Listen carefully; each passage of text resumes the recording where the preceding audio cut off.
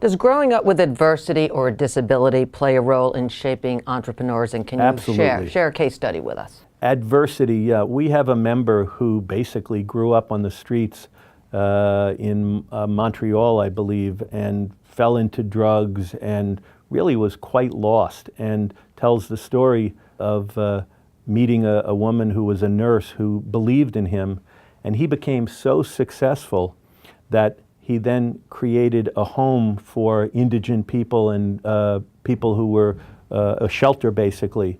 And it was that adversity that forced him to keep trying, and he became one of the largest payday loan makers in Canada. Really an amazing story. But literally, almost every, first of all, Tiger 21 is an organization primarily of first-generation wealth creators. Is that an acronym for something? What does it stand for, the name? The Investment Group for Enhanced Results in the 21st Century. And the point I'm making is different groups would come to different conclusions. We're not a representative for just wealthy people or successful people. Most of our members are entrepreneurs who spent 20, 30 years building a great business and sold it, and they're first-generation entrepreneurs.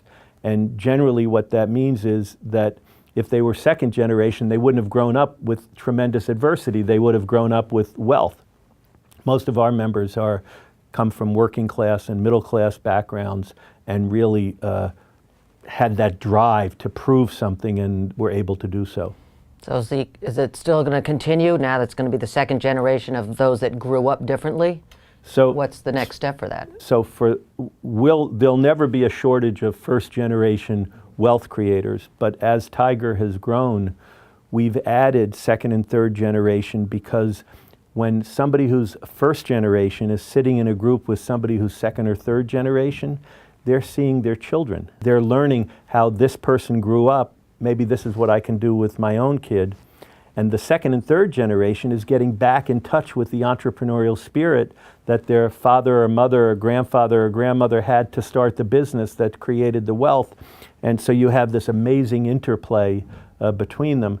But as an organization, we want to focus on wealth creators and wealth preservers. If you just came to your money by inheritance or by a lottery or by divorce, and we're not responsible for managing it, we're not for everybody. This isn't the place for you.